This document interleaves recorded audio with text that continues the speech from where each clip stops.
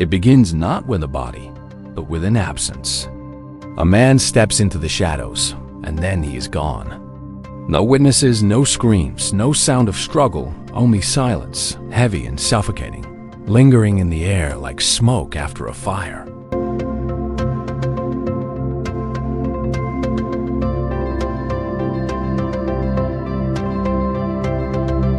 Richey Edwards, guitarist and lyricist of the Manic Street Preachers, a man whose words carved scars into the hearts of his listeners, vanished in 1995 at the age of 27. His car was found abandoned by the Severn Bridge, a place notorious for final acts. But his body was never recovered. And so the question remains, did Richey Edwards end his own story that day? Or did someone else write the last chapter for him? Richey was not just another musician. He was a figure wrapped in contradictions, a rock star who hated fame, a poet who bled his anguish onto the page, a man adored by thousands but unable to escape himself. His friends and fans described him as brilliant, fragile, and unrelentingly honest. He wrote about despair, about emptiness, about the cruelty of the world with such precision that his lyrics felt like confessions whispered in the dark. Yet behind that brilliance was a storm he could not quiet. Born in Wales in 1967, Richey was quiet as a child, the sort who preferred books to conversations, thoughts to noise.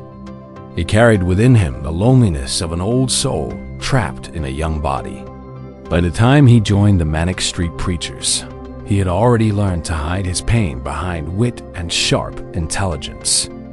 But pain, no matter how cleverly concealed, has a way of seeping out. On stage, he was electric, a thin figure slashing at the guitar, words spilling from him like wounds reopened. Offstage, he was haunted.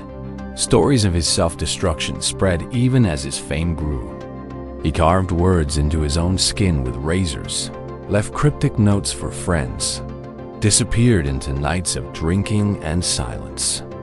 Yet his bandmates always brought him back, always believed they could hold him together a little longer. They saw not just the chaos, but the humanity in him, the desperate need to make sense of a world that felt senseless. By early 1995, something had shifted in Richey. He seemed distant, thoughtful, as if rehearsing a departure no one else understood. He withdrew money, thousands of pounds, from his bank account. He gave away books and records, leaving behind fragments of himself like breadcrumbs scattered through the dark. His bandmates noticed the change, but they had grown accustomed to his intensity, to his rituals of pain and retreat. No one imagined this time would be different. On February 1st, he checked out of the Embassy Hotel in London. His car was later found near the Severn Bridge, its battery drained, its presence like a clue too obvious to be real. Police believed he had jumped, that the bridge had claimed him as it had so many others. But the river gave up. Days passed, and weeks, then years, and still nothing. It was as though Richey Edwards had simply stepped into the mist and dissolved. But disappearance is never simple.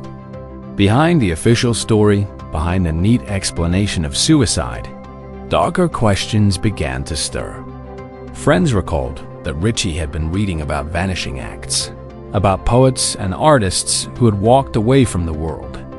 Others whispered that he had been seen alive in distant places, India, the Canary Islands, even in bars scattered across Wales.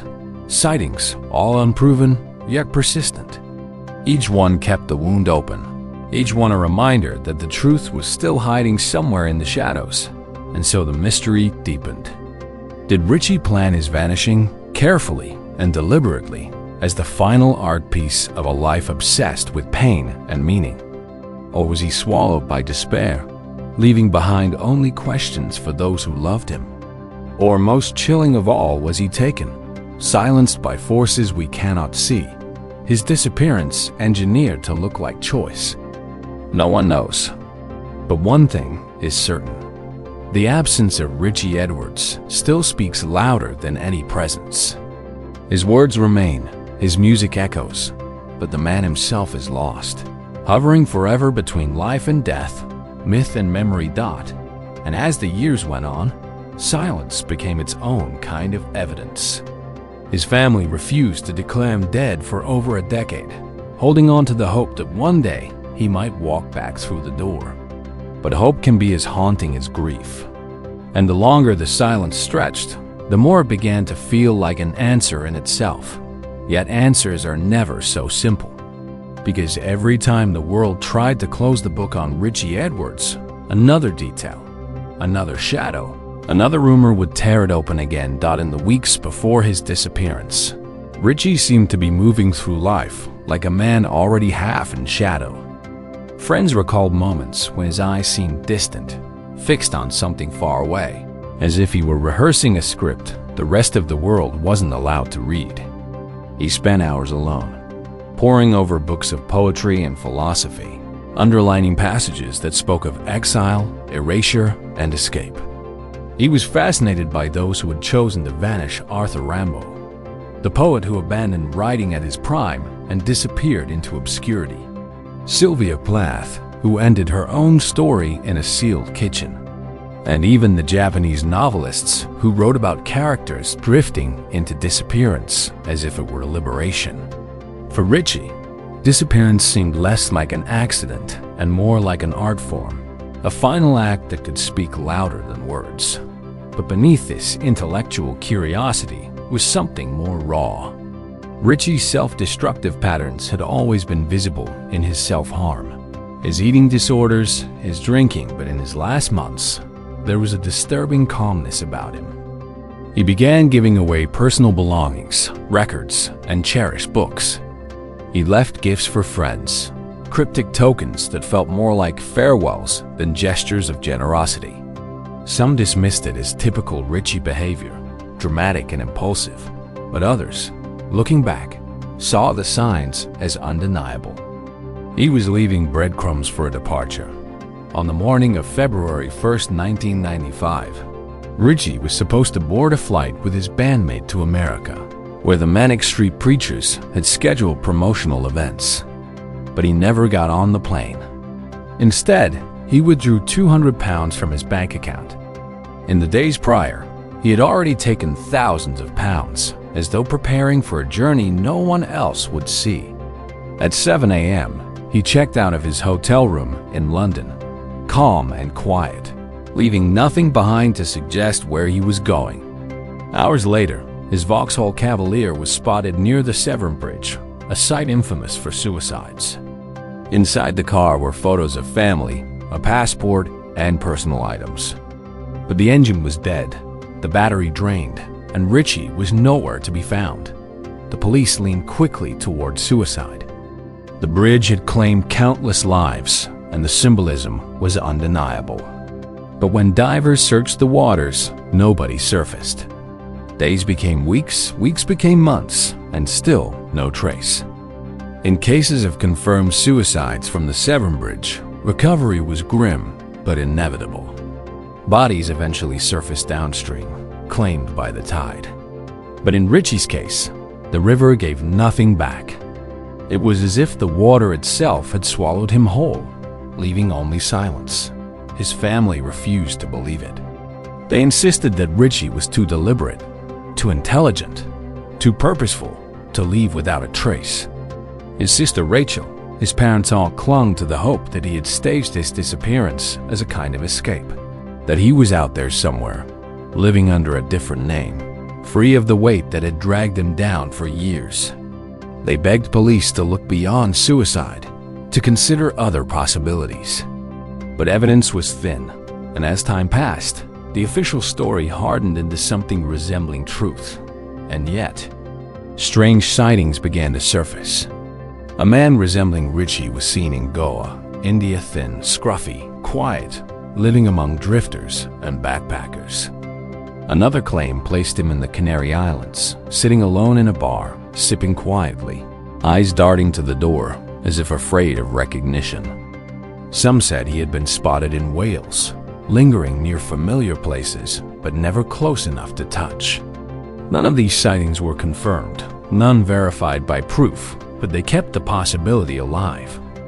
Fans whispered that Richey had orchestrated the perfect vanishing act, an artist who had turned his disappearance into his final masterpiece. The band carried on, but the absence of their lyricist haunted every song. They dedicated albums to him, kept his royalties untouched, as if waiting for his return. Interviews about him grew heavy with silence.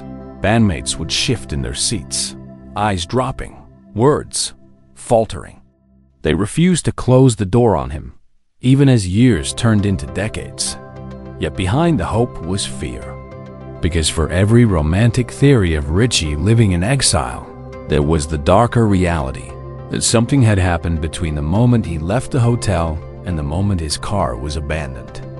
Some investigators suggested foul play, that Richey might have crossed paths with dangerous figures in London's underground scene, men who wouldn't think twice about silencing someone fragile and vulnerable.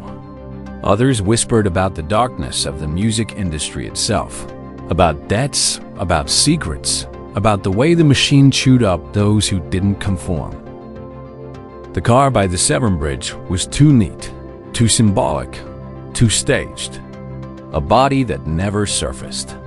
A life full of warning signs but no final proof. And beneath it all, a silence so loud it still echoes. But if Richey Edwards did not die on that bridge, then where did he go? How could a man known by millions vanish so completely, leaving not even a trace of himself behind? The answer may lie not in the bridge, nor the car, nor the empty hotel room, but in the fragments he left behind, the words he carved into the world, clues hidden in plain sight, waiting for someone brave enough to put them together. The fragments of Richey's life became a puzzle no one could solve. Each lyric, each scribbled note, each gesture from his final days was re-examined, dissected, and reinterpreted, as though hidden inside them was the blueprint of his fate. His notebooks, filled with quotes from poets and philosophers, became maps of despair and escape. He underlined passages about exile, circled lines about silence, drew arrows toward ideas of vanishing as rebirth. Friends later admitted that at the time, his obsession seemed intellectual, academic, but in hindsight, they looked like rehearsals for a carefully staged disappearance. One of the most disturbing clues was his fascination with the notion of self-erasure. In interviews, Richey often spoke of how fame consumed identity, how the glare of the spotlight stripped away authenticity. He called the music industry hollow, exploitative, and poisonous. He didn't want to be a star, he wanted to be heard. But he also wanted to be invisible. That contradiction became the defining riddle of his life. How does a man who craves invisibility survive when the world won't stop watching? Fans scoured his lyrics for prophecies. In songs he had written with the Manic Street Preachers, lines seemed to leap out with cruel hindsight. Verses about bridges, about drowning, about disappearing into the night. Whether coincidence or intention, the words became monuments to absence, as if he had been preparing his audience all along. But there were other fragments more personal, more cryptic. A note scribbled in his journal, "I'm tired of being a person." Another, "Existence is the absence of meaning." To some, these were the cries of a man on the brink of self-destruction. To others, they were the musings of someone planning to leave not just his life, but his identity behind. The investigations uncovered a chilling detail. In the days before his disappearance, Richey had methodically withdrawn £2,800 from his account. It wasn't a single impulse. It was a steady draining, spread across 2 weeks, as though he were building a reserve. But for what? A final journey? Or a permanent escape? The money was never traced, never spent in any way that could be followed. It was another piece of the puzzle that refused to fit neatly. As the years passed, the theories multiplied. Some believed Richey had meticulously planned his vanishing act, inspired by the poets and wanderers he idolized. He could have slipped into Europe, melted into the anonymity of hostel beds and train stations. His sharp features and thin frame blending into the shadows of 1,000 drifting souls. Others believed he had gone farther to Asia, to India, to the edges of the world where men could vanish without question. The Doha sighting became legend. A man with haunted eyes, sitting on a beach, sketchbook in hand, refusing to speak his name. Was it him? No one could prove it, but no one could disprove it either. And yet, there was the darker, heavier truth. Richey was too fragile to have survived long on his own. That the Severn Bridge had claimed him in silence, his body lost forever to currents too strong, waters too deep. Some experts insisted that while rare, it was possible for the river to conceal him, dragging him into places where no diver would ever reach. That explanation comforted no one. It only deepened the abyss. His family lived suspended between hope and despair. Each year brought anniversaries without closure, birthdays without celebration, phone calls that never came. They refused, for over a decade, to declare him legally dead. It wasn't until 2008, 13 years later, that Richey Edwards was finally pronounced dead. But even that declaration felt hollow.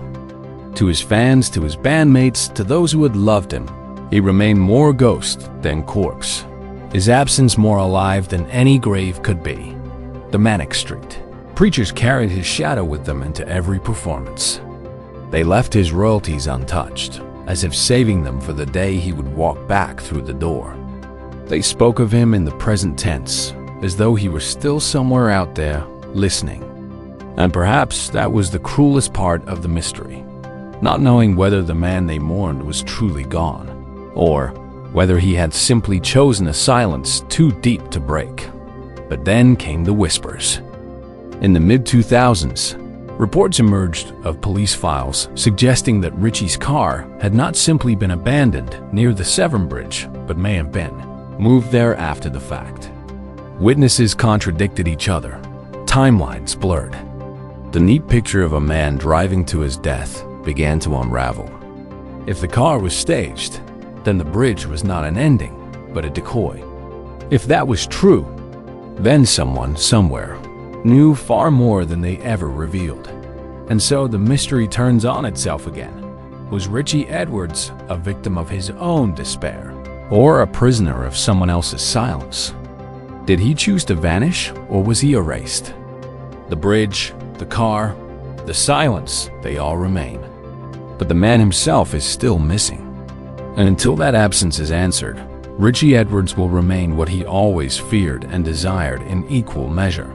Invisible, but unforgettable. Yet, as new whispers began to surface, one detail emerged that could change everything. The whispers began quietly, tucked away in obscure forms, passed along by fans who claimed to have pieced together fragments from forgotten police reports. One detail stood out like a crack in the glass: the state of Richey's car. His silver Vauxhall Cavalier, left near the Severn Bridge, had long been the symbol of his presumed death. But there were questions no one could quite answer. Why had the car been found in such a tidy state, without the expected signs of haste or struggle? Why were some personal items missing, and others carefully left behind? A former investigator hinted that the vehicle may not have been abandoned by Richey himself, but placed there deliberately to stage a scene. If true, the implications were staggering. Had someone helped him vanish, creating the illusion of suicide to throw off suspicion? Or had someone else, unseen, silenced him and left his car as a distraction? Friends who had seen Richey in his final days swore that despite his frailty, he had been oddly calm, almost methodical. He attended doctor appointments, returned library books, made his bed with meticulous neatness before leaving his flat. None of these actions fit the profile of a man preparing for self-destruction. They fit the profile of a man preparing for departure. But departure to where? Some theorists return to the strange sightings that trickled in over the years. A man resembling Richey is seen in Lanzarote, another in Goa, another in the Welsh countryside. Each report was a flicker of hope, a possible thread, but none were ever confirmed. What unsettled investigators most was the consistency. Descriptions of a thin, intense man, carrying notebooks, avoiding conversation, never revealing his identity. A ghost walking among the living. There was also the strange trail of money. The withdrawals Richey had made before vanishing totaled nearly £3,000, but no trace of that cash was ever recovered. It was never deposited, never spent in ways that could be tracked. To this day, not a single bill has surfaced that could be tied to those withdrawals. It is as though the money evaporated or was hidden, awaiting his use in some other life. By the mid-2000s, even law enforcement admitted that the bridge theory was far from certain.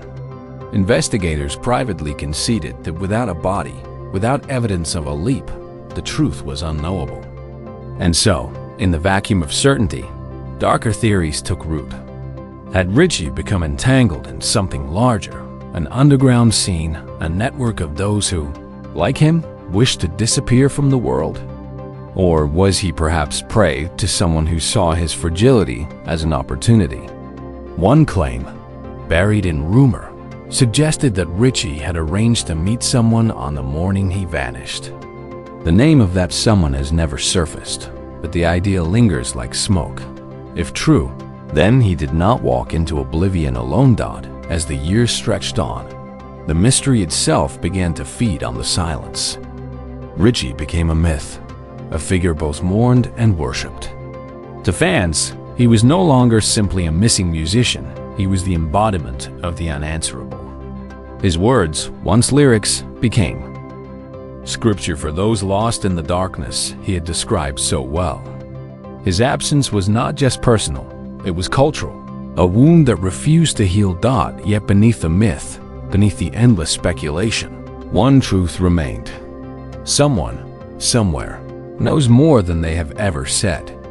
A witness unspoken, a detail left unshared, a secret buried in the years. And in 2018, a startling revelation surfaced, something hidden in plain sight all along that threatened to unravel everything we thought we knew about Richey's vanishing. In 2018, more than 2 decades after his disappearance, a curious discovery reignited the fire around Richey's case. A file of overlooked documents revealed that Richey had been spotted weeks after the official date of his vanishing. A taxi driver swore he had picked up a passenger who looked like Edwards, thin and quiet, carrying a small bag, asking to be dropped at a bus station heading toward the coast. At the time, the account was dismissed, swallowed by the prevailing belief in the bridge. But reading it now, years later, investigators realized the sighting had never been disproven. If true, Richey had not died on February 1st, 1995. He had kept moving, slipping deeper into the shadows. More troubling still was the hint of a bank account in his name, activity recorded after his disappearance. The details were sparse, the records incomplete, but the possibility suggested one thing: survival. Someone had withdrawn small amounts abroad, in places his fans swore he could have been Spain, Portugal, maybe even beyond. Was it truly him, or a cruel coincidence? The ambiguity was suffocating. For his family, the revelation was both a spark of hope and a reopening of wounds. His sister said in an interview that she sometimes felt him near, as though he were deliberately just out of reach, watching from a distance. His bandmates spoke of dreams where he returned suddenly, notebook in hand, smiling, saying nothing. The absence had become its own form of presence, a haunting they carried everywhere. And so the myth of Richey Edwards grew larger than the man himself. He became a symbol of everything unresolved, every mystery that lingers in the human heart. Was he alive, wandering under another name, sketching strangers on foreign beaches? Or had his ghost been walking only in memory, his body claimed by the dark waters of the Severn on that cold February morning? The Severn Bridge still stands, stretching like a skeletal arm over restless waters, a monument to questions without answers. Tourists cross it every day, unaware of the legend it holds, unaware that somewhere along those cables and steel, The line between life and death once blurred for a young man who could not bear the world's weight. Richey Edwards remains officially gone, but not officially dead in the hearts of those who loved him. His words still echo, his notebooks still breathe, his songs still cut deep. And perhaps that was his final act of mystery, not to vanish into silence, but to remain suspended forever, neither living nor gone, trapped in the endless question. Because sometimes, the greatest mysteries do not end with discovery. They end with a shadow, cast so long it outlives the man who made it. And Richey's shadow stretches still, across the bridge, across the decades, across every whispered question of what really happened that night. And maybe that's exactly how he wanted it. Richey Edwards has become something more than a missing person. His story no longer belongs only to his family, his friends, or his bandmates. It belongs to the endless speculation, the whispered theories, the fans who stand at the edge of the Severn Bridge staring into the water and wondering if somewhere, on that cold February morning, he truly let himself go. For every piece of evidence that points toward tragedy, there is another that hints at escape. It is a labyrinth with no center, a maze of silence and shadows. Consider the money again, nearly £3,000, drained bit by bit in the weeks before he disappeared. It wasn't the desperate gesture of a man about to die, but the careful planning of someone who needed resources. Survival requires preparation. Vanishing requires foresight. Those withdrawals were intentional, deliberate, and they hang in the air like an unfinished sentence. Where did that money go? Who touched it? No one has ever been able to answer. And then the reports of sightings that flickered in like static, blurred and uncertain, but too persistent to ignore. A gaunt figure with deep-set eyes walking the streets of Goa.